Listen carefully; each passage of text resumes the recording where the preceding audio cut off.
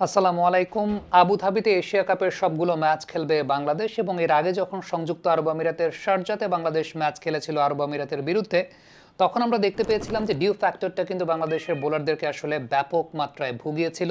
নাহিদ রানার হাত থেকে বল ছুটে যাচ্ছিল, তানজিম হাসান সাকিব তিনি ইয়র্কার এক্সিকিউট করতে পারছিলেন না, স্পিনারদের জন্য গ্রিপ করাটা খুব ডিফিকাল্ট হয়ে যাচ্ছিল। সবকিছু মিলিয়ে খুব কঠিন পরিস্থিতির মধ্য দিয়ে বাংলাদেশের বোলারদের যেতে হয়েছে এবং তখনই ডিউ ফ্যাক্টরের ব্যাপারটা কিন্তু অনেকাংশে আলোচনায় চলে এসেছিল। এবং যেহেতু সংযুক্ত আরব আমিরাতে এখন বাংলাদেশকে এশিয়া কাপটা খেলতে হবে আবুধাবিতে, এই সময়টাতে ডিউ ফ্যাক্টরটাও কিন্তু ব্যাপকভাবে কাজ করে। প্রিপারেশনের জায়গাতেও বাংলাদেশ টিমকে কিন্তু সেভাবে নিতে হবে। চট্টগ্রামে যখন বাংলাদেশ ন্যাশনাল ক্রিকেট টিমের ক্যাম্প ছিল, তাসকিন এবং মোস্তাফিজ তাদের সঙ্গে একটা আলাপচারিতায় আমি এর আগেও বলেছিলাম আপনাদেরকে বিভিন্ন ভিডিওতে যে তাসকিন একটা কথা বলছিলেন যে তিনি নর্মালি যে কাজটা করেন সেটা হচ্ছে যখন ডিউ ফ্যাক্টরটা কাজ করে সে সময়টায় তিনি ক্রস সিমে বল ধরেন, আবার মোস্তাফিজুর রহমান তিনি সিমেই বল ধরেন না।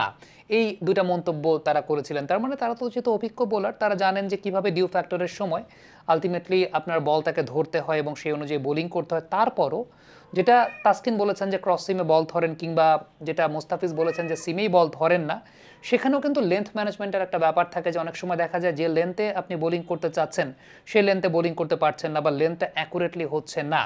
মোস্তাফিজের একটা ভালো অ্যাডভান্টেজের জায়গা আছে, রোল অফ দ্য রিস্ট কাটারগুলো খুব ভালো মতো করতে পারেন, স্লোয়ার ডেলিভারি তিনি খুব ভালো মতো করতে পারেন।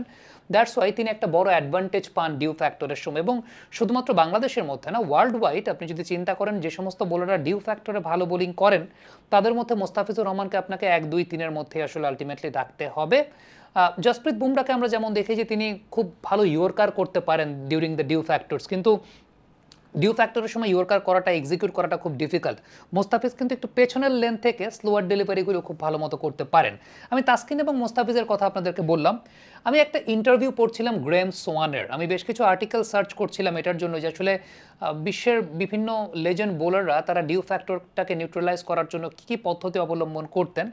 গ্রেম সোয়ান একটা কথা বলেছেন, তিনি নর্মালি যে কাজটা করতেন সেটা হচ্ছে তিনি সিমে খুব শক্ত করে আসলে বলটা ধরতেন এবং ডিউ ফ্যাক্টরের জন্য যে প্রবলেমটা আসলে মূলত হয়, যেমন এটা একটা ভেজা বল, আলটিমেটলি লেদারটা তো ভিজে যায়, সেই সঙ্গে সবচেয়ে ক্ষতিটা হয় আসলে সিমটা যদি ভিজে যায় তখন কিন্তু বোলারের জন্য গ্রিপ করাটা খুব ডিফিকাল্ট এবং রেপস পাওয়াটা আসলে খুব বেশি মাত্রায় ডিফিকাল্ট হয়ে যায়। যেটা গ্রেম সোয়ান যেটা বলেছেন যে তিনি যেহেতু সিমের উপর খুব জোরে খুব টাইটলি হোল্ড করে তারপরে বলটা ড্রিফট পাওয়ার চেষ্টা করতেন, সো যখন ডিউ ফ্যাক্টর থাকতো তখন তিনি যে কাজটা করতেন আসলে সিমের উপর আঙ্গুল ধরতেন না, আঙ্গুলের সাইডের অংশগুলো সিমের পাশের যে অংশটা মানে বলের লেদারের যে পার্টটা, সেই বলের লেদারের পার্টের এই জায়গাটায় তার আঙ্গুলের সাইড পার্টগুলো দিয়ে আসলে বল গ্রিপ করার চেষ্টা করতেন। এবং এই জায়গাটাতে অফ স্পিনারদের ক্ষেত্রে বা ফিঙ্গার স্পিনারদের ক্ষেত্রে সবচেয়ে ইম্পর্টেন্ট ফ্যাক্টরটা গিয়ে দাঁড়ায় আর্ম বল।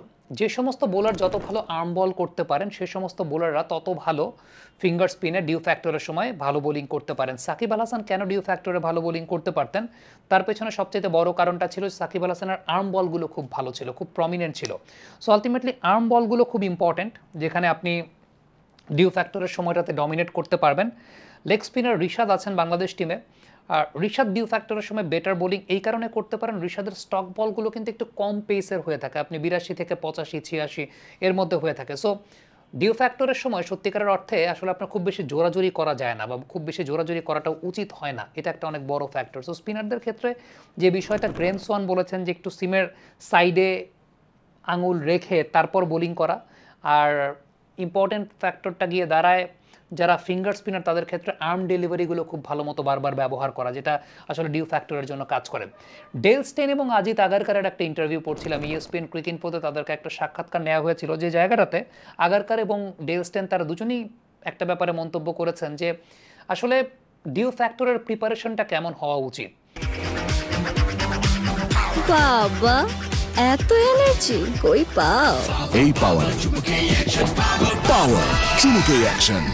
ডেল স্টেন একটা কথা বলেছেন যে প্রিপারেশনটা অবশ্যই নেওয়া উচিত তার মেন্টাল সেটআপের জন্য, কারণ আপনি যখন প্র্যাকটিসে দেখা যাবে যে বারবার এরকম ভেজা বল দিয়ে বোলিং করছেন, 10-এ হয়তো আপনি 7 পাবেন কিন্তু আপনার একটা কনফিডেন্স গ্রো করবে, আপনি আপনার মাইন্ড সেটআপটাকে রেডি করতে পারবেন। আগারকার একটা কথা বলেছেন যে আপনি যখন ভেজা বল দিয়ে বোলিং প্র্যাকটিস করছেন সবসময় তো আসলে ম্যাচ সিচুয়েশনের মতো তৈরি হবে না, কিংবা দিনের বেলা যখন আপনি প্র্যাকটিস করছেন তখন তো আলটিমেটলি পুরো মাঠেরও এনভায়রনমেন্টটা পাওয়া যাবে না। ডিউ ফ্যাক্টরে সবসময় ডিফিকাল্টিস দ্বারাই আপনার রান আপ থেকে শুরু করে বোলিং করা পর্যন্ত। সো এটা পুরোপুরি ডিপেন্ড করে যে আসলে আপনি কত প্রিপারেশন নিচ্ছেন, প্রিপারেশন নিয়ে আপনি মেন্টালি কতটুকু নিজেকে প্রিপেয়ার করছেন যে আপনি ডিউ ফ্যাক্টরের সময় বোলিং করবেন। আকারকার এরকম কথাও বলেছেন যে আপনি একটা ভেজা সাবানের বার দিয়ে বোলিং করছেন, বিষয়টা আসলে এরকম গিয়ে দাঁড়ায়। সো এক একজন বোলার এক একভাবে নিজেকে প্রিপেয়ার করার চেষ্টা করেন যে ডিউ ফ্যাক্টরটাকে নিউট্রালাইজ করার জন্য তারা কিভাবে বোলিং করবেন বা কিভাবে কাজ করবেন। আইপিএলে কিন্তু আমরা দেখেছি যে এই ডিউ ফ্যাক্টরকে নিউট্রালাইজ করার জন্য নতুন বলের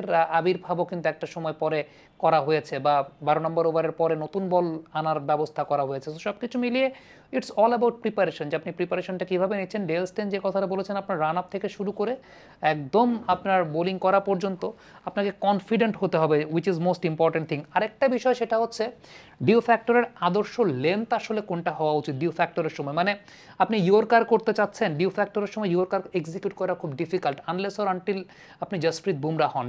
বুমরা খুব রেয়ারলি ডিউ ফ্যাক্টরের সময় ইয়র্কারগুলো করতে পারেন।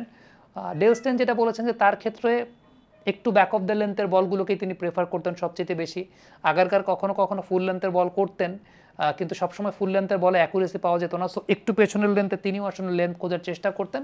এই জায়গাটা বলবো যে আমাদের মোস্তাফিজের জন্য একটা স্টক লেন্থ। সো ডিউ ফ্যাক্টরে Mustafizur Rahman might be the number one bowler in this Asia Cup. হ্যাঁ, জসপ্রীত বুমরাও সেই জায়গাটা আছেন, এক্সিকিউশনটা তিনিও খুব ভালো করেন, বাট মোস্তাফিজের কার্যকারিতা ডিউ ফ্যাক্টরের সময় খুব ভালো মতো পাওয়া যায়। সো আমার কাছে ব্যক্তিগতভাবে যেটা মনে হয়, শুধু মোস্তাফিজ না, প্রত্যেকটা বোলার যারা আছেন, বিশেষ করে স্পিনারদের জন্য এটা খুব ভাইটাল। স্পিনাররা ডিউ ফ্যাক্টরটাকে এইভাবে আসলে ওভারকাম করবেন, তারা তাদের মতো প্রিপারেশনটা নেবেন। কমেন্ট বক্সে আপনাদের মন্তব্য মতামত জানতে চাই।